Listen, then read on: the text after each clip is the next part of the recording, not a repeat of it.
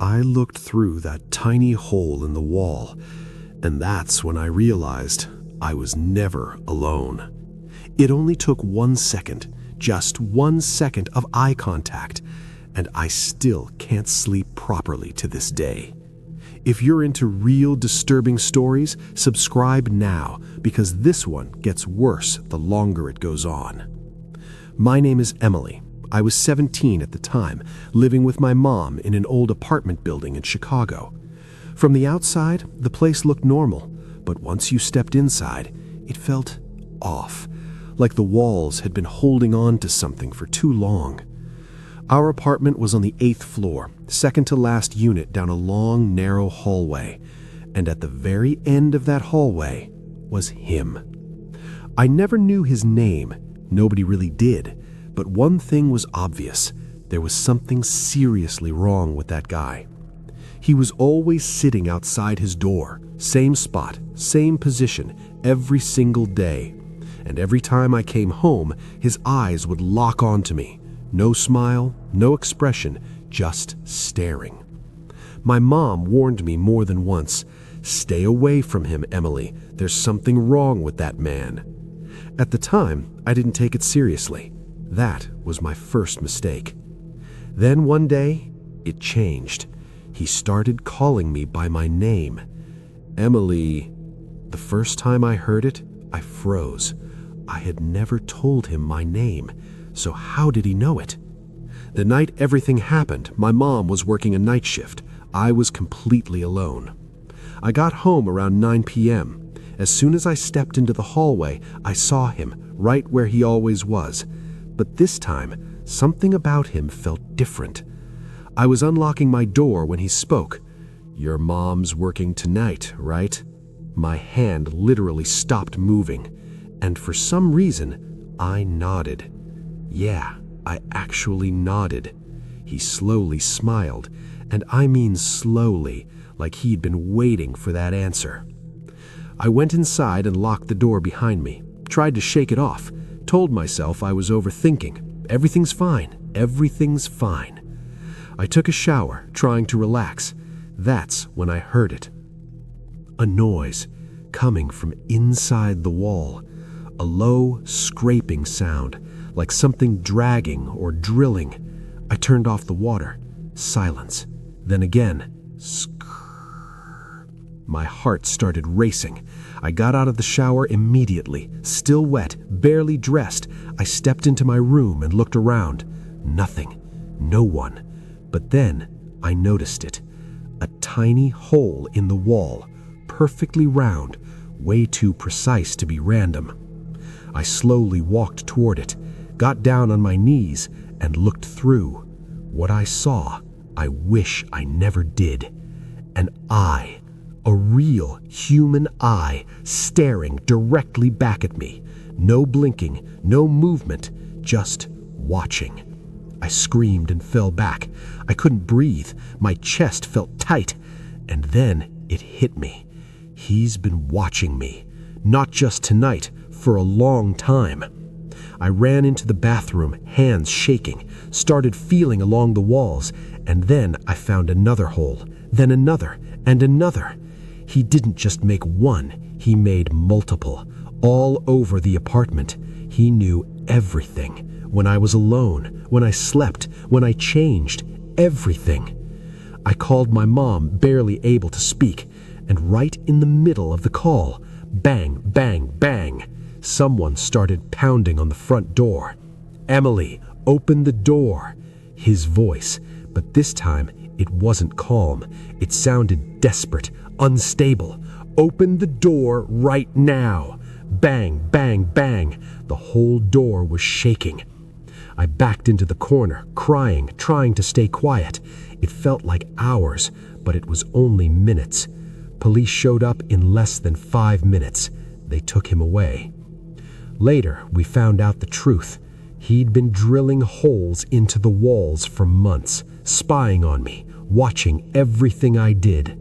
We moved out not long after, but even now, sometimes when I'm alone at night, I still feel it, like there's someone on the other side of the wall, sitting there, quiet, watching. What would you have done? Opened the door or stayed hidden? Let me know in the comments.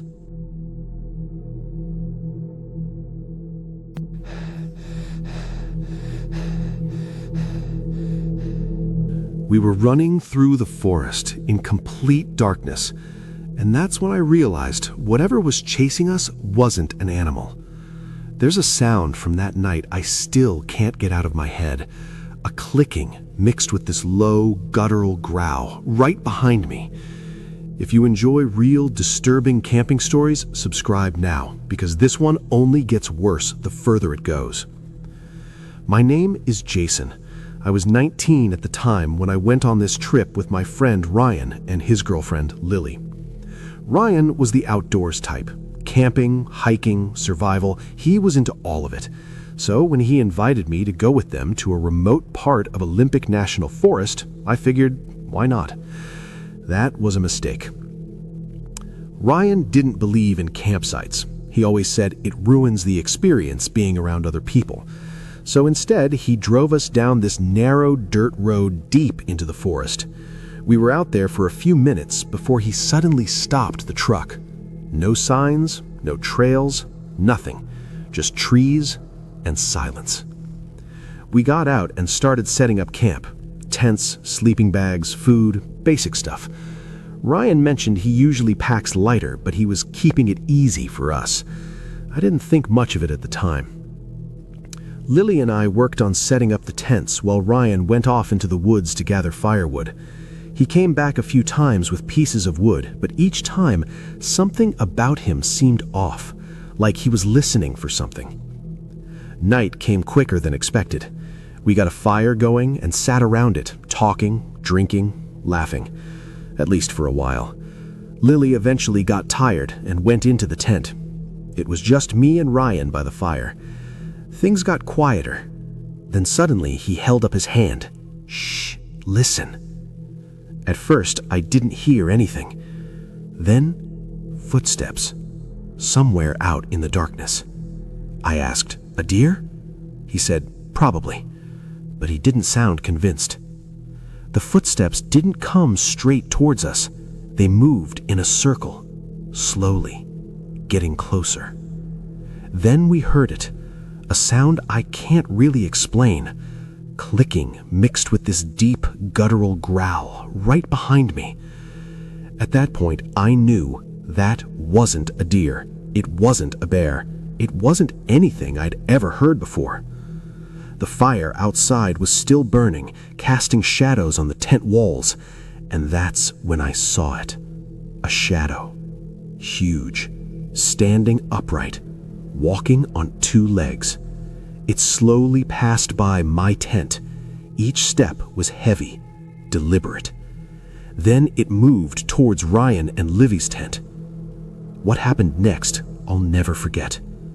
Lily screamed, not just scared. It was the kind of scream you make when you think you're about to die.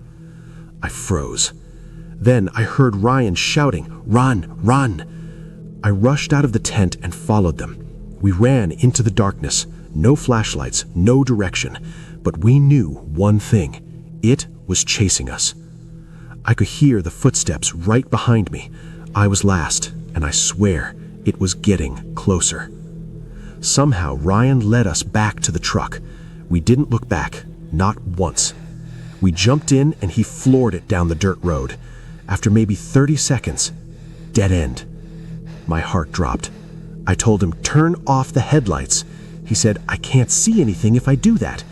He kept shifting gears, drive, reverse, over and over. I was in the back seat, staring out into the trees, terrified I'd see it again. Finally, he managed to turn the truck around, and we got out of there, fast. We left everything behind, tents, gear, everything. There was no way we were going back. Later, Lily told us what happened.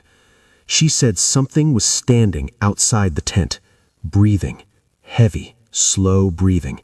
Then it started pushing against the tent like it was trying to get in. Ryan still says he's never seen or heard anything like that in his life, and honestly, neither have I. I don't know what it was. But I know one thing. That wasn't a person. Because people don't make sounds like that, and they definitely don't move like that. What would you have done? Kept running or tried to hide? Let me know in the comments what you think that thing was.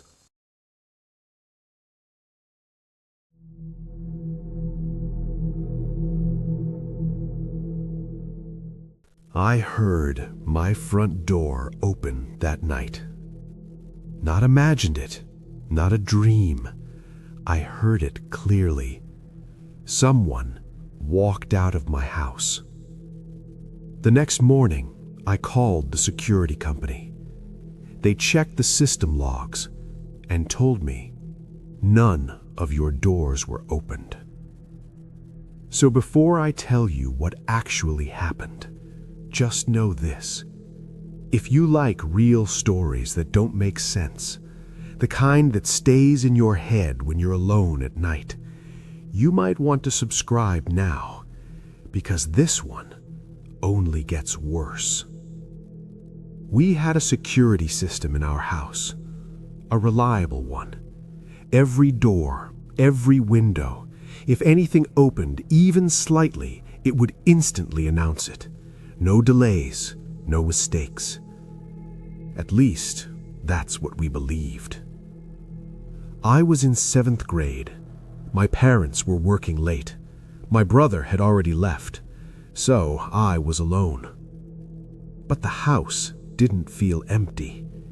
It felt occupied. I was sitting in my room watching videos with earbuds in, trying to ignore that feeling.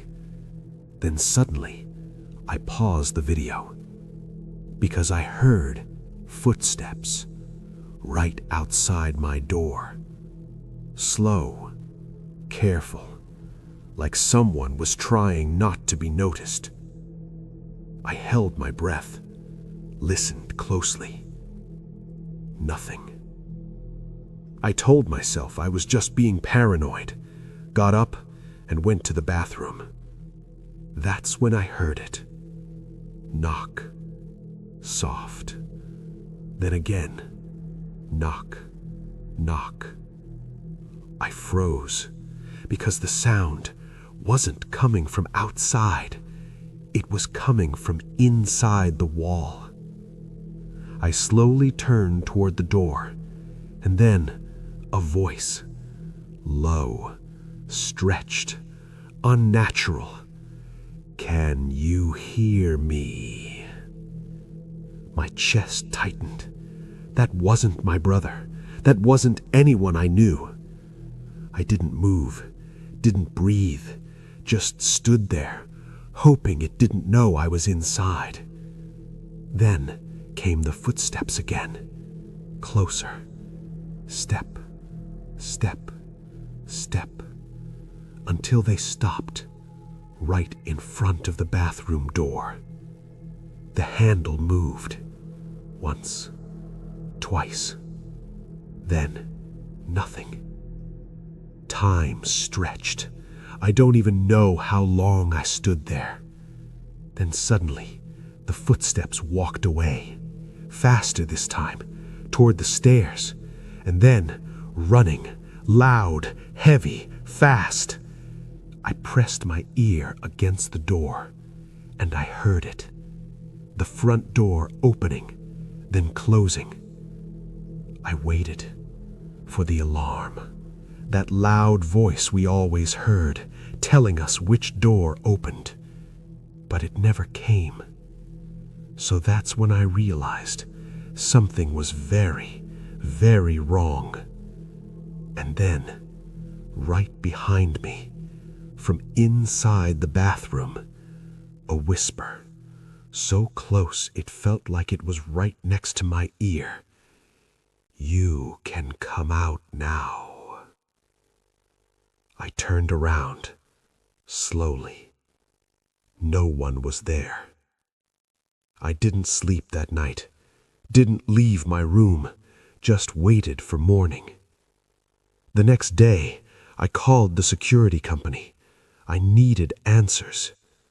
They checked everything, every log, every sensor.